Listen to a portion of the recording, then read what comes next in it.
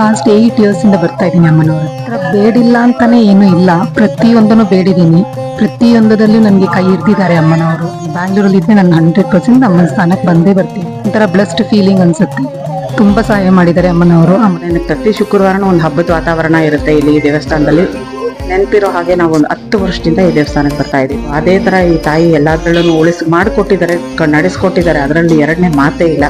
ಅದೊಂದು ಇಲ್ಲಿ ಒಂದು ಕ್ಷಣ ಇಲ್ಲಿ ನಿಂತು ಆ ಅಮ್ಮನ ನಾವು ಕೈ ಮುಗಿದು ಬೇಡದಾಗ ಮಾತ್ರ ಏನು ಅಂತ ಗೊತ್ತಾಗುತ್ತೆ ನಿಮಗೆ. ಬಟ್ ಇದನ್ನ ನಾನು ಹೇಳೋದಲ್ಲ, ಬಟ್ ಪ್ರತಿಯೊಬ್ಬರು ಇಲ್ಲಿ ಬಂದು ಕೈ ಮುಗಿದು ಆ ತಾಯಿನ ಬೇಡ್ಕೊಂಡಾಗ ನಿಮ್ಮ ಆ ಸಕಾರಾತ್ಮಕ ಶಕ್ತಿ ಏನಿದೆಯಲ್ಲ ಅದು ಗೊತ್ತಾಗುತ್ತೆ.